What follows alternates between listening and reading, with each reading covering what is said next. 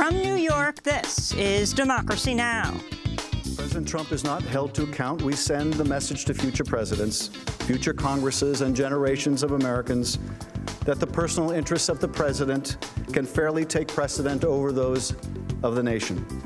In the first day of oral arguments in the historic impeachment trial of President Donald Trump, Democratic lawmakers accuse the president of abusing his power to cheat an election. We will get the latest. Then, as President Trump moves to expand his travel ban to 7 more countries, we'll speak to the Oscar-winning actor Tim Robbins about his new play, Traveling the Country, about immigration and refugees. It's called The New Colossus. I was born in Moscow in the Soviet Union. Isfahan, Iran. Datla, Vietnam. Stuttgart, Germany. Mokropolje, Yugoslavia. Yo vengo de Michoacán, México. I'm a refugee in the year 1979. 1958. I'm a refugee in 2017. Plus, we speak to Tim Robbins about his recent film, Dark Waters. It tells the story of attorney Rob Bilot's 20-year battle with DuPont over contaminated drinking water in West Virginia from toxic chemicals used to make Teflon. Rob Bilot will join us as well.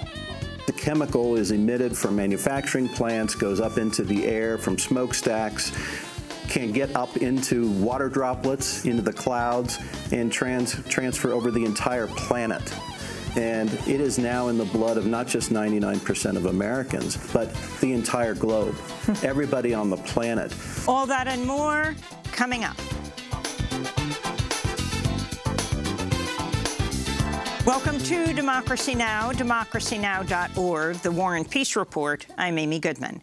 In the first day of oral arguments in the historic impeachment trial of President Donald Trump, Democratic lawmakers accuse the president of abusing his power to cheat an election. The Senate trial comes a month after the House impeached Trump for withholding congressionally approved military aid to Ukraine as part of his effort to pressure the Ukrainian president to investigate his political rival, Democratic presidential candidate Joe Biden. This is Democratic Congressmember Adam Schiff, the lead impeachment manager. If President Trump is not held to account, we send the message to future presidents, future Congresses, and generations of Americans that the personal interests of the president can fairly take precedent over those of the nation. The domestic effects of this descent from democracy will be a weakened trust in the integrity of our elections and the rule of law, and a steady decline of the spread of democratic values throughout the world. While the impeachment trial was taking place in the Senate, President Trump was across the Atlantic at the World Economic Forum in Davos, where he dismissed the impeachment trial as a hoax and bragged about how the White House has withheld documents and other information from Democratic lawmakers. We're doing very well. I got to watch enough. I thought our team did a very good job. But honestly, we have all the material. They don't have the material. President Trump tweeted yesterday 140 times, a record for even him as president. We'll have more on Trump's impeachment trial after headlines. The Supreme Court has decided not to take up a high-stakes legal challenge to Obamacare at this time. On Tuesday, the court said it would not take a fast-track decision on the case challenging the constitutionality of the Affordable Care Act. Tuesday's decision still leaves open the possibility the court will take up the case at a later date, but it won't happen before the election. The District of Columbia is suing President Trump's inaugural committee over its decision to spend $1 million to rent event space at Trump's own hotel in Washington. District of Columbia Attorney General Karl Racine says the cost was far above market value and aimed at enriching the president's family during Trump's inauguration. The ballroom they rented, they hardly used. The International Court of Justice at The Hague has ordered Burma, otherwise known as Myanmar, to protect Rohingya Muslims from genocide. The significant ruling comes after the Burmese military killed and raped thousands of Rohingya and forced more than 700,000 to flee into neighboring Bangladesh in a brutal army crackdown in 2017. The court's decision is a sharp rebuke to Burma's de facto leader, Aung San Suu Kyi, a Nobel Prize winner who last month personally traveled to The Hague to ask the court to drop the genocide case. President Trump says he's planning to add more countries to his highly controversial travel ban, which already prohibits citizens from Iran, Syria, Yemen, Libya, Somalia, North Korea, and Venezuela from entering the United States.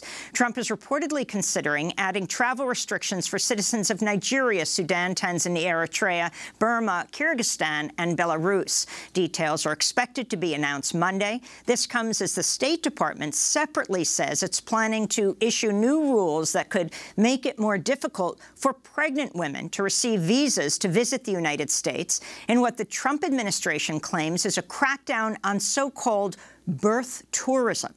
Trump also said Wednesday he may cut Medicare, Social Security, and other social safety net benefits. During his 2016 presidential campaign, Trump vowed to oppose any cuts to Social Security and Medicare.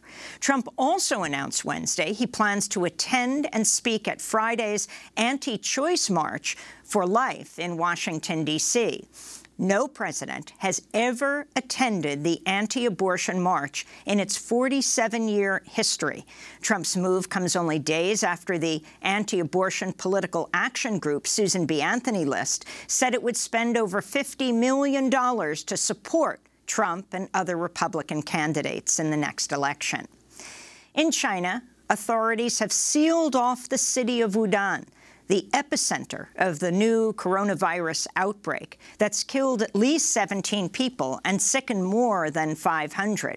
The virus has also spread to Taiwan, Japan, Thailand, South Korea, and the United States.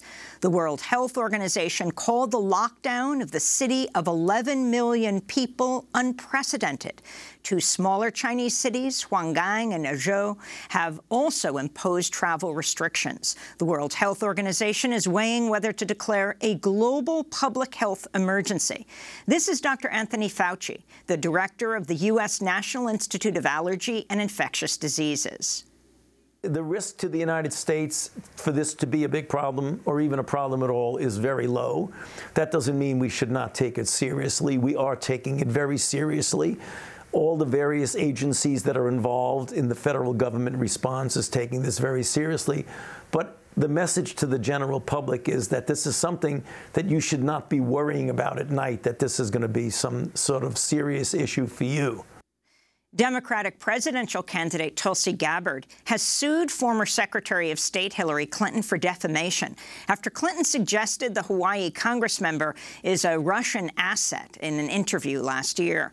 Congressmember Gabbard said she's filing the $50 million defamation lawsuit because Clinton's comments harmed her presidential campaign.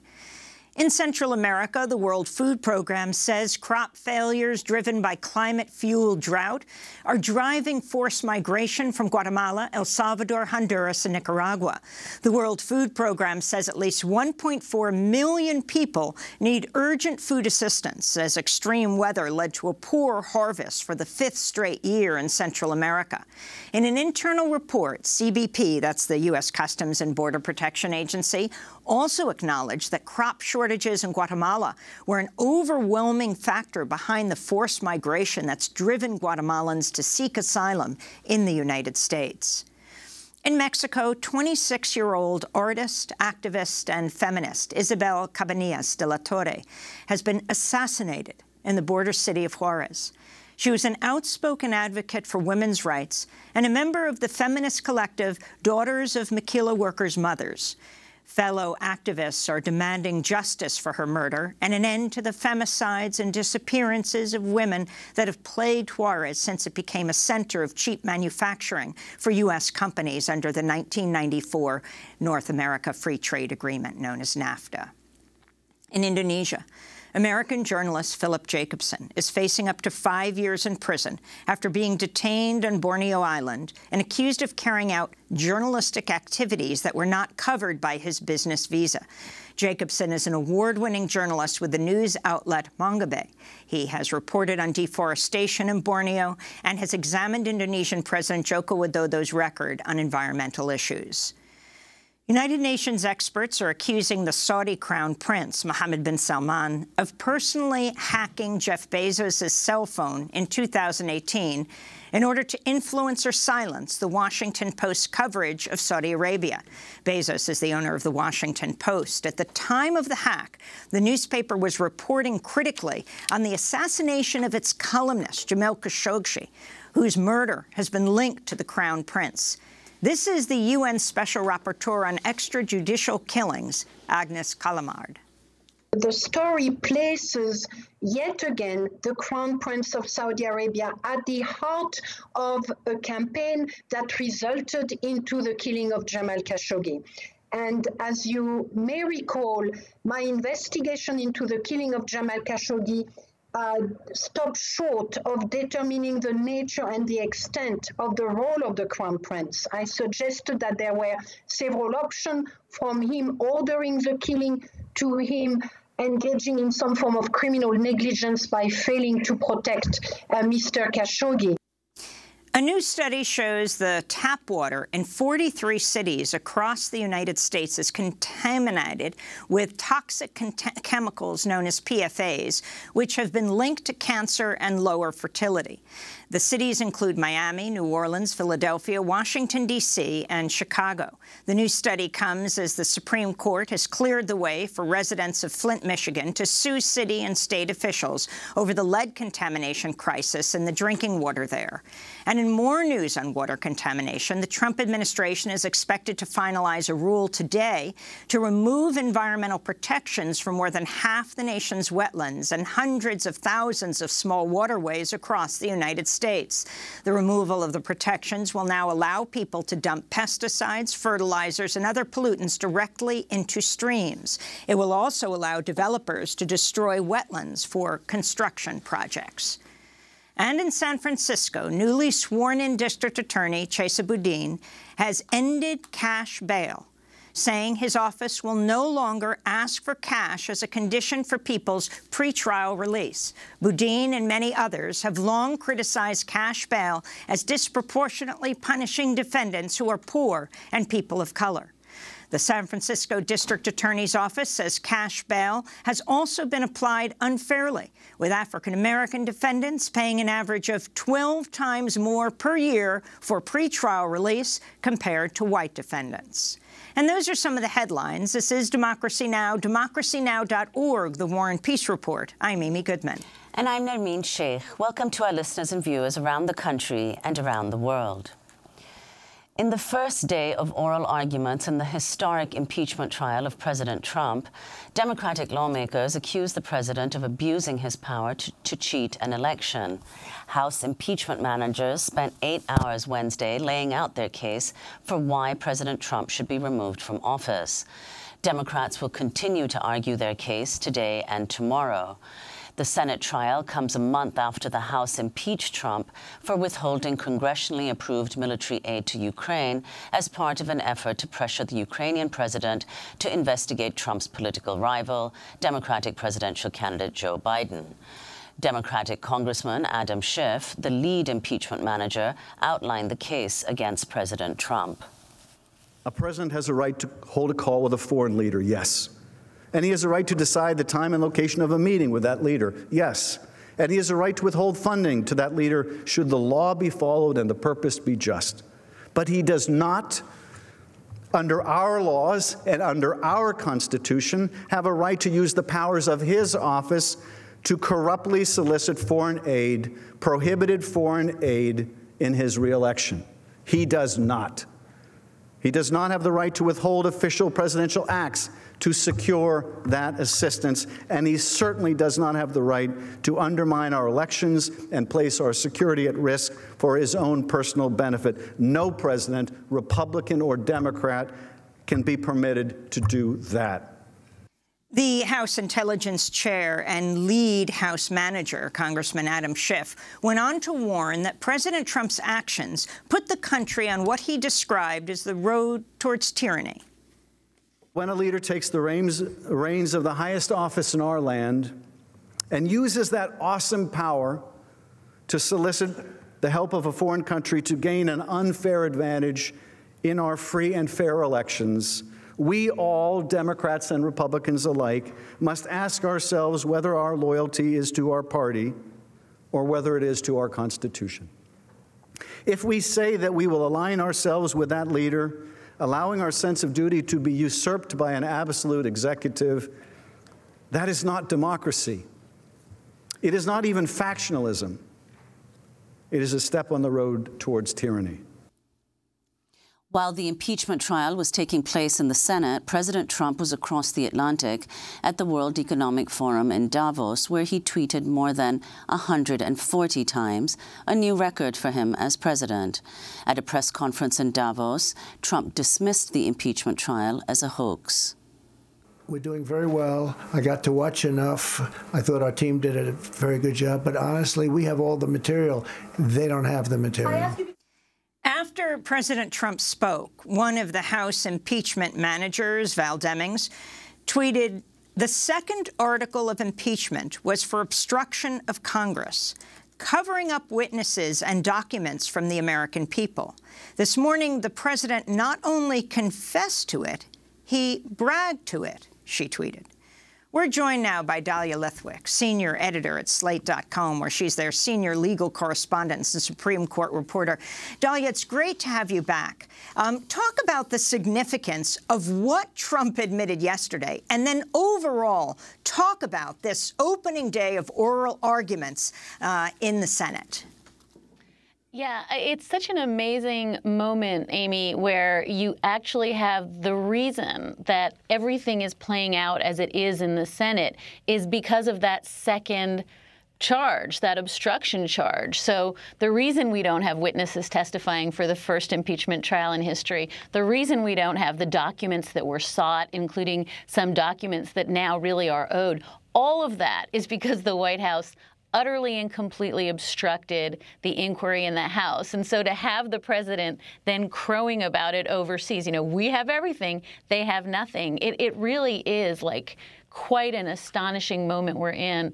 And then, you know, I think the response, the Republicans have been kind of coordinating their talking point, and their response to all of the events of the last 2 days in the Senate is to say this is boring. We're not seeing anything new. So it's quite an amazing piece of brazenness. I think overwhelmingly what you're seeing is what I think we all expected, which is brick by brick, laying out of the case everything that was established in the House impeachment investigation, everything that was established in the Lev Parnas document dump for last week is simply being laid out very, very systematically by one impeachment manager after another.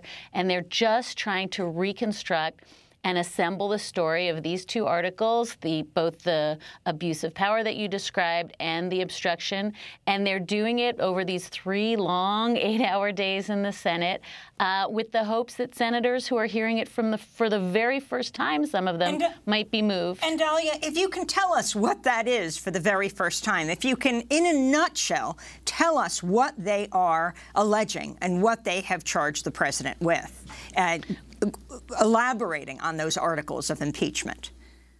I mean, in a nutshell, the 2 articles are, one, this abuse of presidential power, the quid pro quo that Adam Schiff was talking about right there, where both a visit for Zelensky and aid to Ukraine were withheld by this president and Mick Mulvaney, pending a promise that the president of Ukraine would go on television and announce that he was opening an investigation into Hunter Biden, Burisma, and Joe Biden.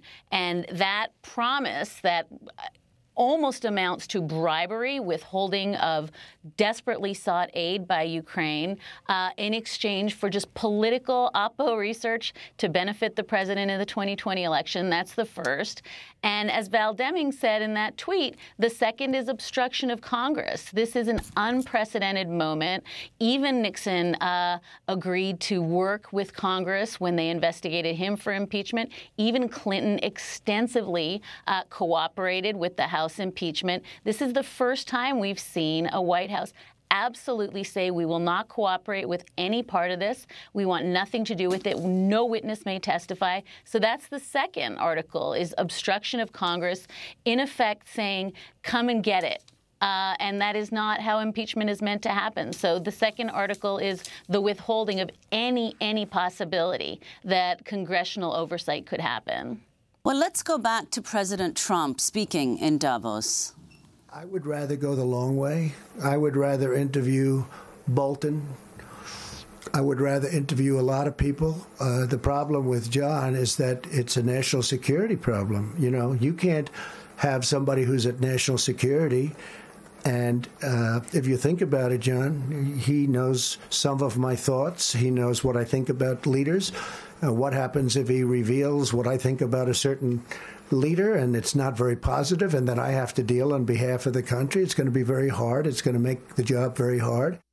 So that's Trump speaking in Davos, Dalia. So could you talk about why, you've written about this, why Republicans are arguing that they can't vote just yet on witnesses, and Trump, in fact, saying that he would like to hear from John Bolton and many others, and yet it would be a national security threat to do so?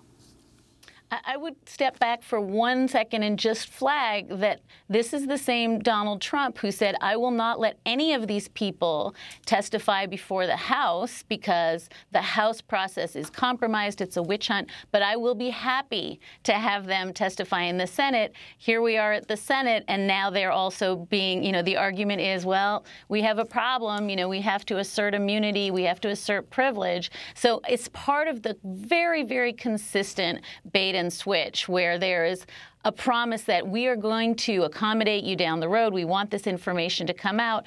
And then once the context changes, and presumably now they can come forward and testify, we're told, oh, now there's a new rationale for why he can't testify in the Senate. I mean, I think that the constitutional claim that's being made and has been made throughout, which is absolute immunity, that no one who has ever served as an advisor to the president can be called to testify. Certainly it's an argument. It has never prevailed. It has never been seen as a legitimate constitutional claim to bar people from coming forward. Moreover, if you're going to claim that certain things are privileged, the witness has to come forward and assert the privilege. So we're not even having that. We're not even having witnesses come forward and say, well, I can talk about this, but not about this, and I have to stop here. Even that hasn't happened. We're just getting an absolute blackout.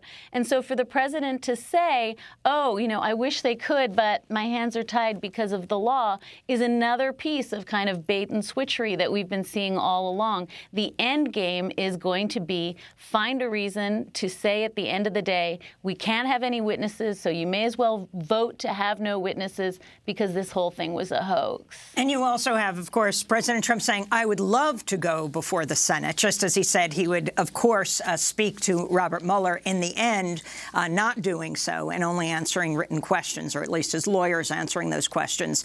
I wanted to go to Democratic presidential candidate Joe Biden, who said during a campaign stop in Iowa Wednesday that he would not participate in a witness swap as part of the Senate impeachment trial. Biden's comments coming in response to a voter's question. According to reports, Biden said, quote, the reason I would not make the deal, the bottom line is this is a constitutional issue. We're not going to turn it into a farce or to some kind of political theater. They're trying to do that. I want no part of that. I'm not going to play this game. or play his game. The Senate job is now to try him. My job is to beat him. So if you can talk about this issue of that Senator Ted Cruz called a witness reciprocity,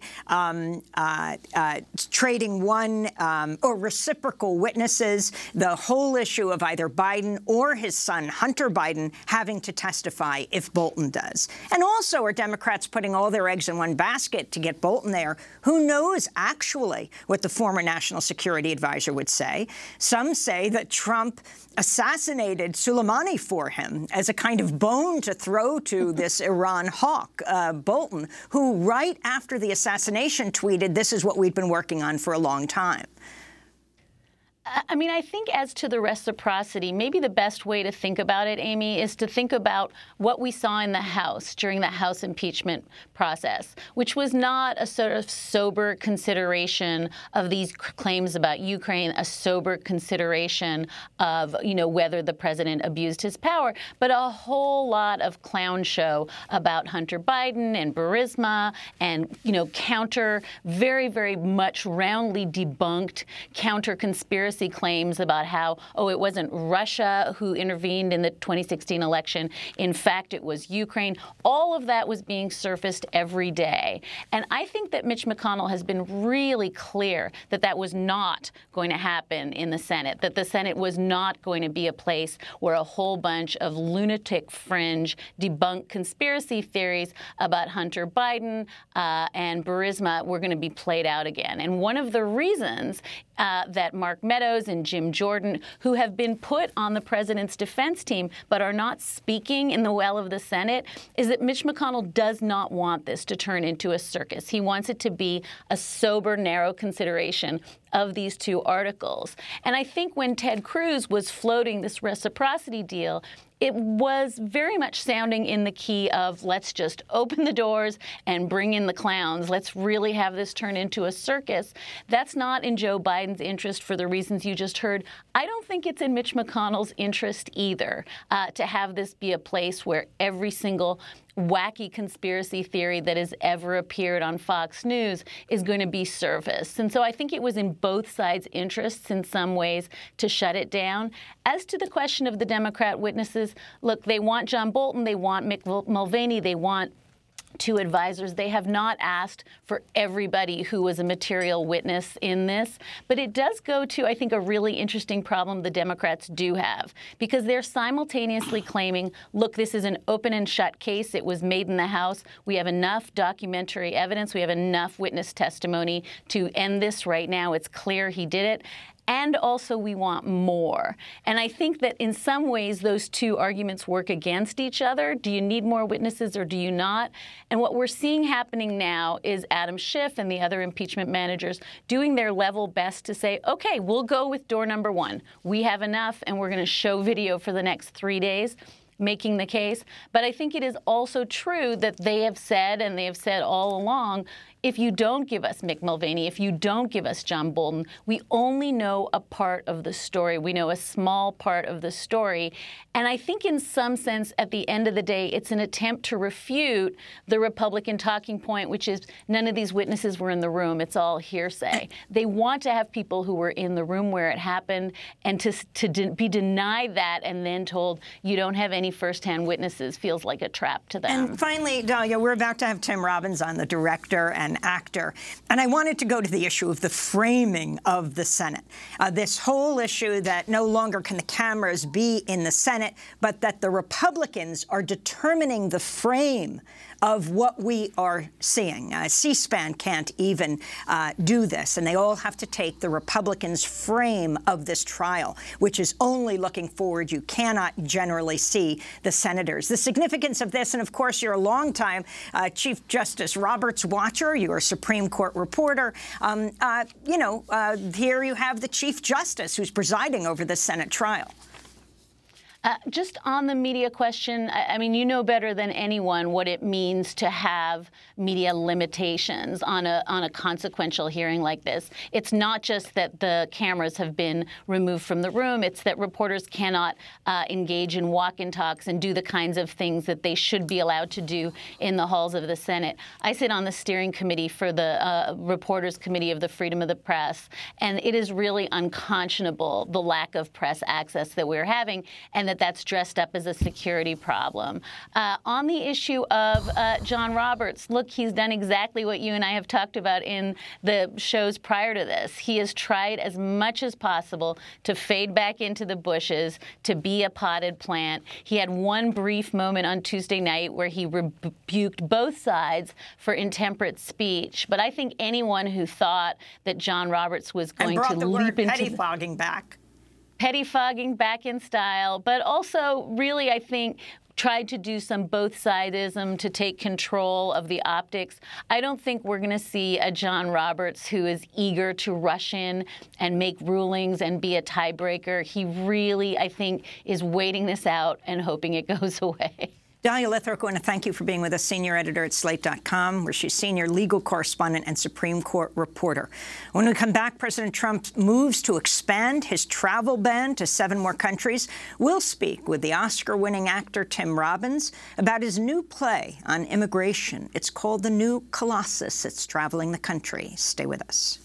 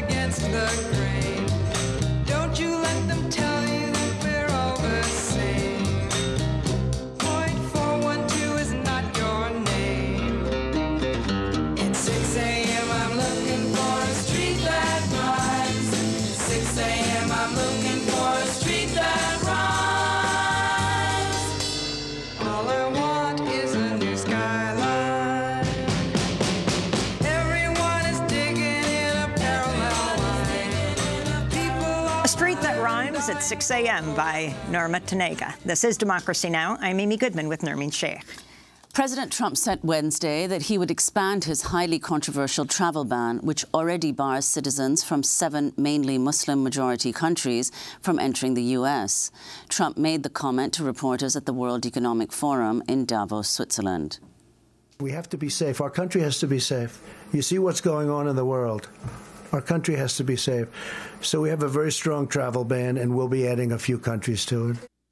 Trump's widely condemned travel ban currently bars citizens from Libya, Iran, Somalia, Syria, Yemen, North Korea, and Venezuela from entering the U.S. Trump signed it almost exactly 3 years ago in one of his first major acts as president, sparking widespread outrage.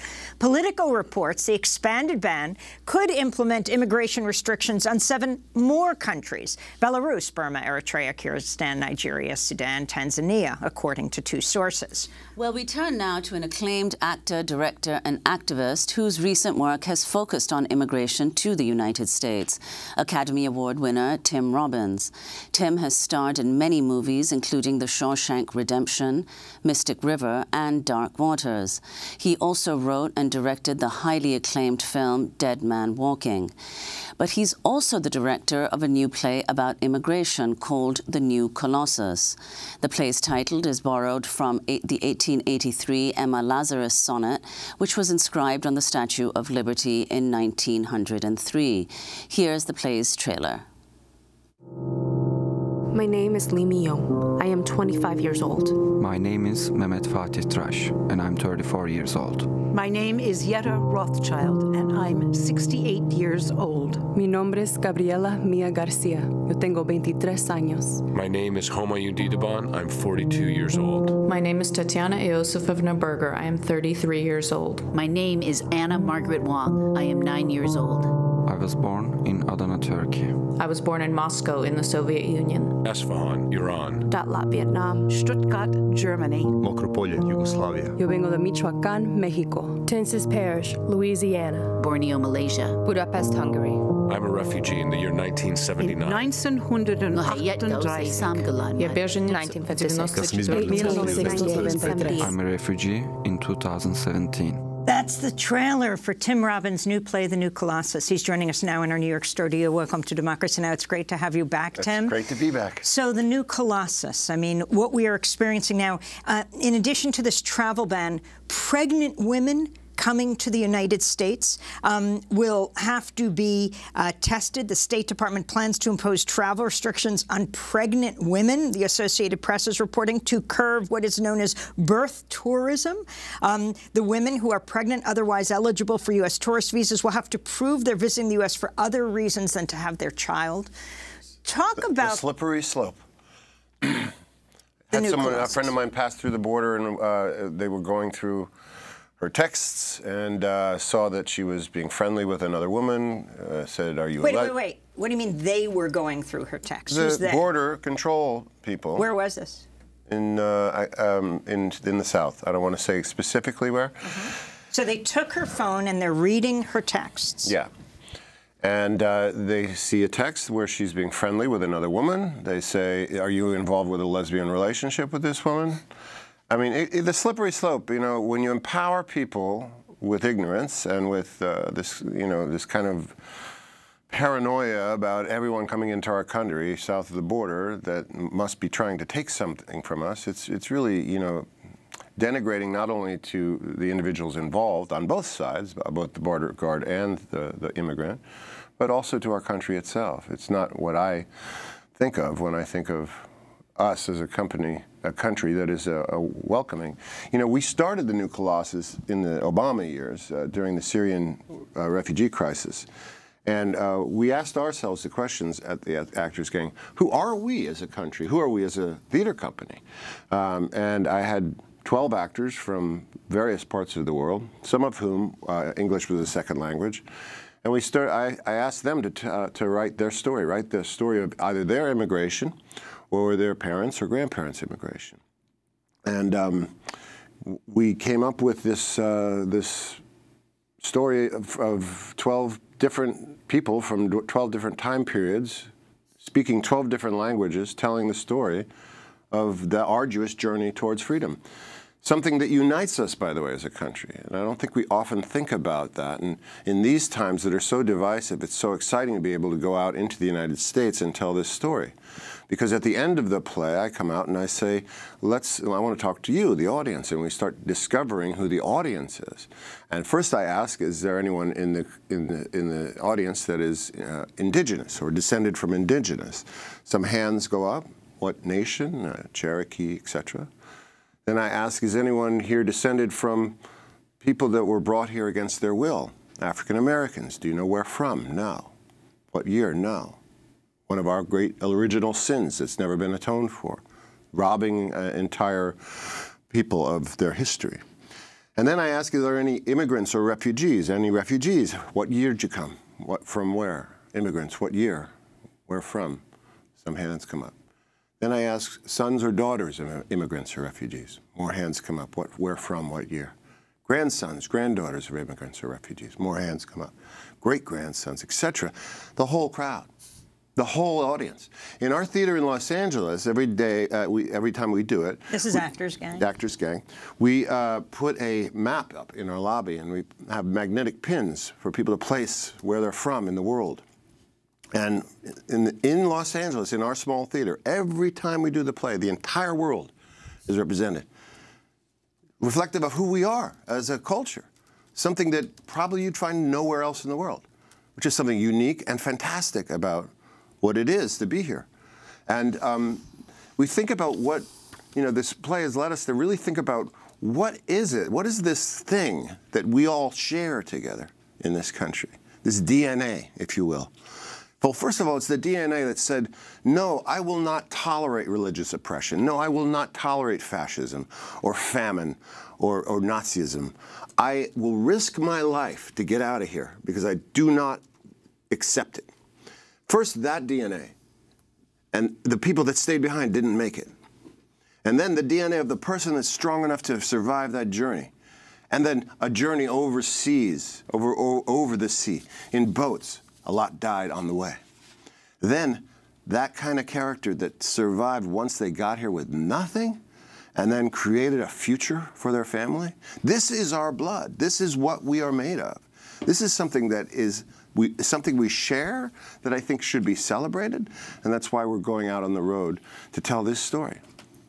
Well, I want to ask about how it is that conceptions of immigration in the U.S. might have changed.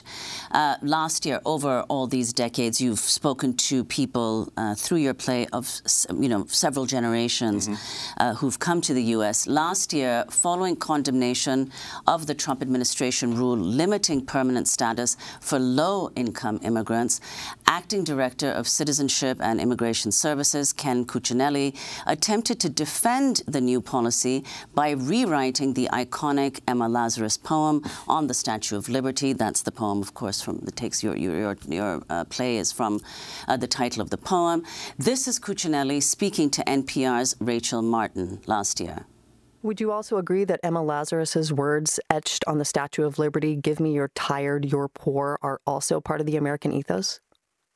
They certainly are. Give me your tired and your poor who can stand on their own 2 feet and who will not become a public charge. That plaque was put on the Statue of Liberty at almost the same time as the first public charge law was passed. Very interesting timing.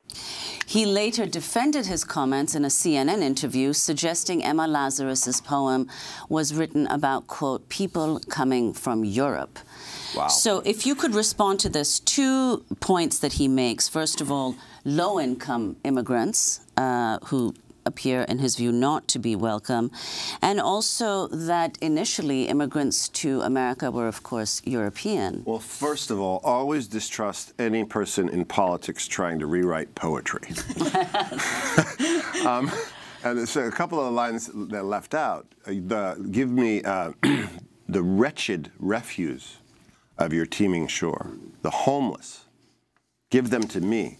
What this is a story of strength. It's a poem of strength. It's saying we are a strong enough country to accept people that are hurt, that are hurting.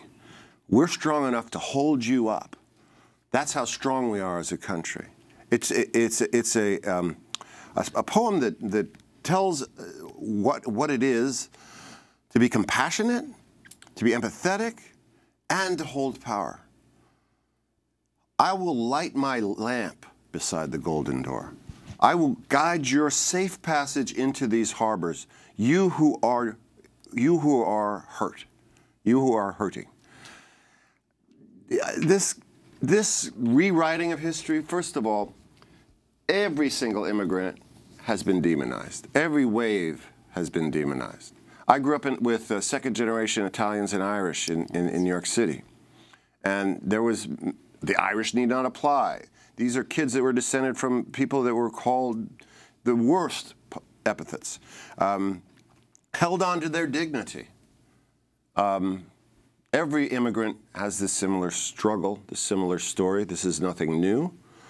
It's unique now because the differences are being weaponized, and it's I think tragic for our country, and this is why we want to tell this story and why we want to hear the audience's stories, to reaffirm who we are, to really tell the story of, the person sitting next to you is probably from somewhere else.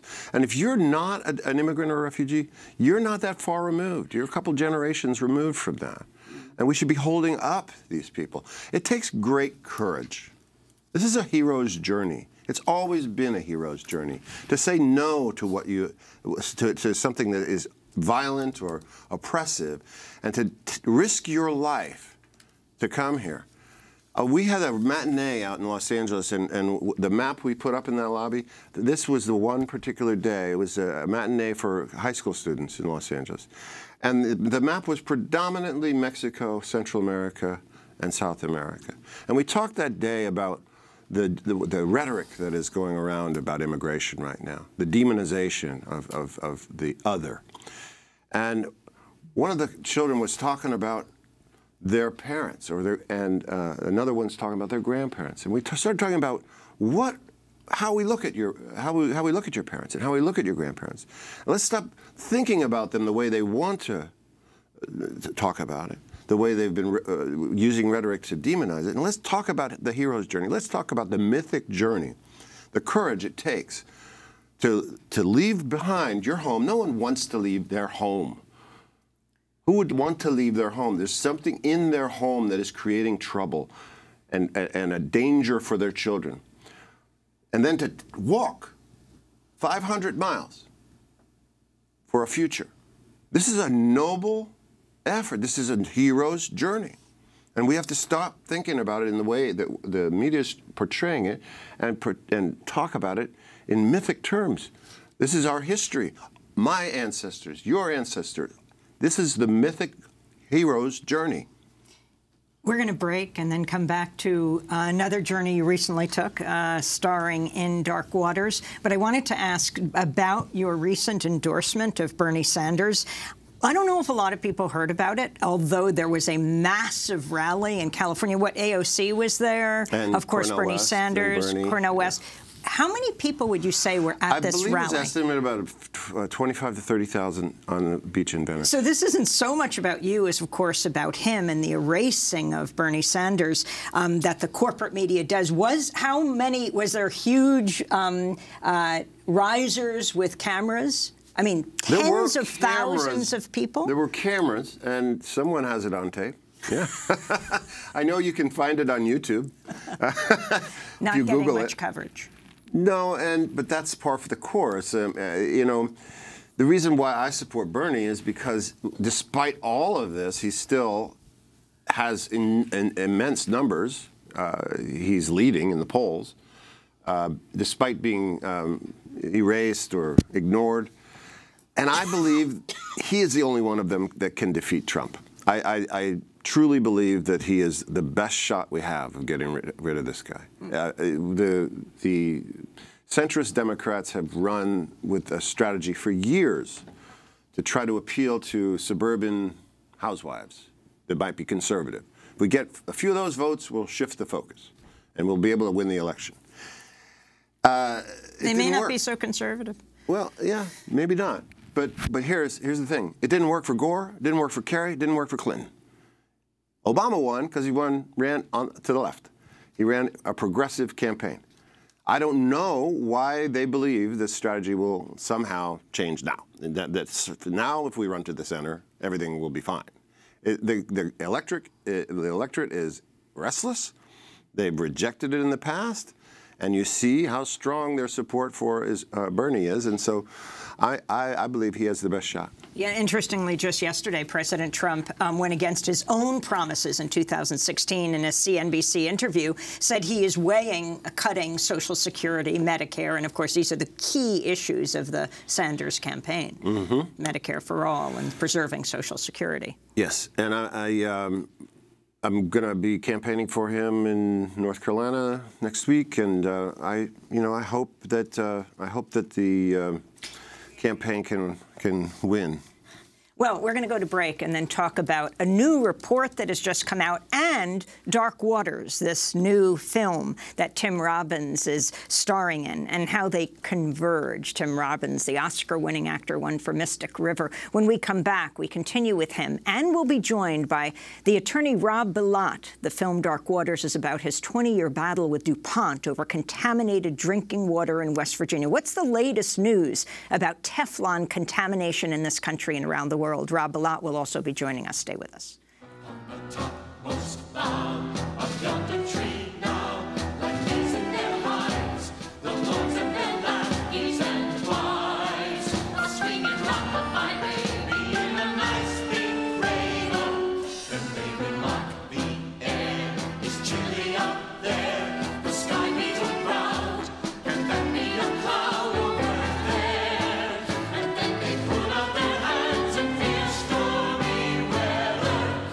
Baby,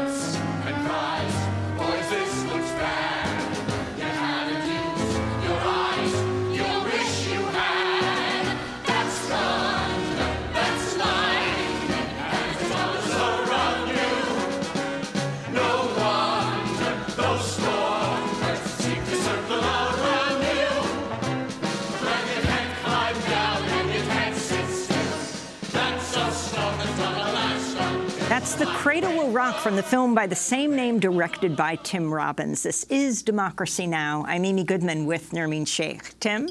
Well, I wanted to mention where we're going to be on tour with the new Colossus. It'll be Charlotte, North Carolina, Night Theater, January 28th to February 2nd. Schenectady, New York, Detroit, Michigan, Seattle, Washington, Durango, Colorado, Iowa City, Folsom, California, and Nashville, Tennessee.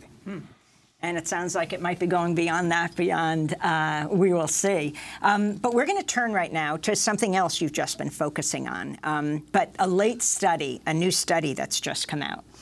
And the new study shows that tap water in 43 cities across the United States is contaminated with toxic chemicals known as PFAS, which have been linked to cancer and lowered fertility. The cities include Miami, New Orleans, Philadelphia, Washington, D.C., and Chicago. The report was released by the Environmental Working Group. Water contamination is the subject of the recent Hollywood film Dark Waters, which stars our guest Tim Robbins, as well as Mark Ruffalo and Anne Hathaway. The film tells the story of attorney Rob Bilot's 20-year battle with DuPont over contaminated drinking water in West Virginia from toxic chemicals used to make Teflon. Mark Ruffalo plays Rob Bilot. Tim Robbins plays his boss. This is the film's trailer. Hi, Grammars. What are you doing here? Your grandma tells me her grandson's some fancy environment lawyer down in Cincinnati. I am a corporate defense attorney. So? I defend chemical companies. Well, now you can defend me. How many did you lose? 190. 190 cows. You tell me nothing's wrong here.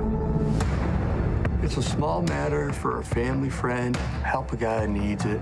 The farmer or you? That's chemicals, I'm telling you. I'm seeing documents I don't understand. They're hiding something. That chemical. What if you drank it? Drank it? It's like saying, what if I swallowed a tire? What if whatever's killing those cows is in the drinking water? At DuPont.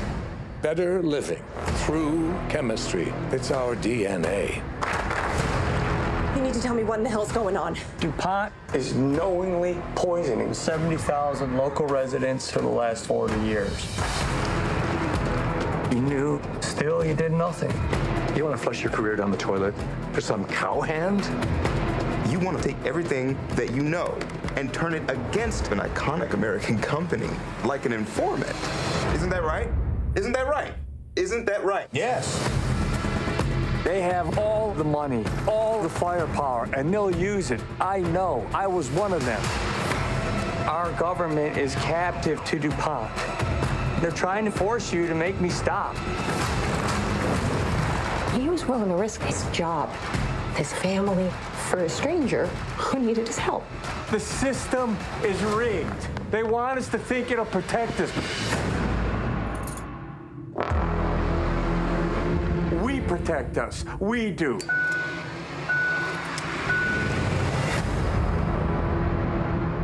That's the trailer for Dark Waters, based on the work of attorney Rob Bilot, who's joining us now from Los Angeles. He won the Right Livelihood Award in 2017. He's just published a new book.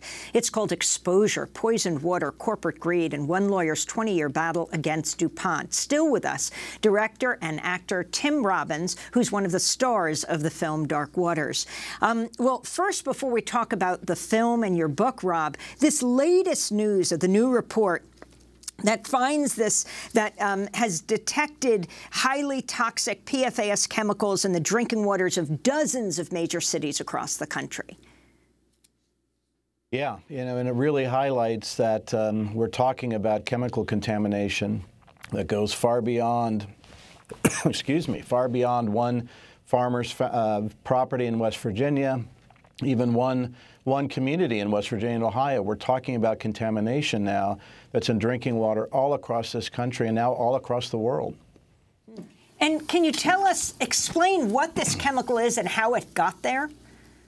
Yeah, what we're talking about is a completely man-made chemical, something that didn't exist on the planet prior to World War II. It was developed right after the war by the 3M company. and it was sent down to DuPont, who used it in the manufacturing of Teflon outside their West Virginia plant for about 60 years. Unfortunately, a lot of that occurred in the decades before the U.S. EPA even existed. The U.S. EPA didn't come into being until 1970. So tons of this chemical were being used at the plant, emitted out into the environment, into the air, into the water, into the soils in the surrounding community, and sent to facilities all over the country and all over the world that use this product in making a wide variety of consumer products. Not just cookware, stain-resistant clothing, fabric coatings, microwave popcorn bags, stain-resistant materials of all kinds, fast food wrappers, you name it. So by the time we finally figured out that this chemical was being used, that it was being emitted into our environment, and that it was getting into drinking water all over the country and the blood of virtually every living creature in the planet, it had already been out there and being pumped out into our environment with really the regulators and the public being completely unaware. And it's taken quite some time to get that story out and for people to start realizing the scope of this contamination. We're talking about something that's contamination of really an unprecedented scale, worldwide contamination of water, soil, the blood of humans and animals all over the planet. And most of us, unfortunately, are just now learning about this, even though the information about the toxicity of these chemicals, the fact that it was getting out in the environment, that it would get into us and stay in us, was known by the companies using these materials for decades. And that information wasn't shared with the rest of us. What's amazing about the film Dark Waters, and Tim Robbins, you play Rob's boss. Mark Ruffalo plays Rob Bilott, the attorney. The plaintiffs in West Virginia, the people who are poisoned, their animals poisoned, their property poisoned by this DuPont factory, go to Rob Bilott because his grandma lived in the area, and they understood he was a corporate lawyer, so he would take on the corporations, as opposed to the fact that, no, he represented the corporations. That's right. And you were his boss. Yes, and this is a true story.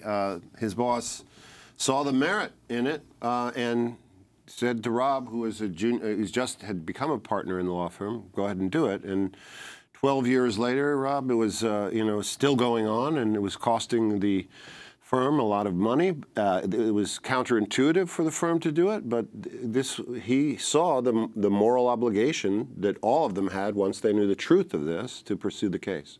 So, Rob, the lawsuit that you brought, who you represented, and what people won, though the world has lost so much, and this case continues. Yeah, we started off with the farmer in West Virginia, Mr. Tennant, representing him and his family, then realizing it was in the drinking water of that entire community, represented about the 70,000 people along the Ohio River in Ohio and West Virginia.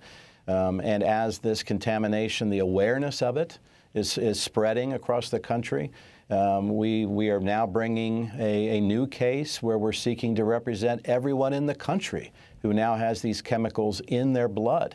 And hopefully we can require independent scientific study to confirm exactly what this broad group of chemicals will do to us. We focused on one of them, PFOA, and that's the chemical that you see focused on in the movie and in my book as well.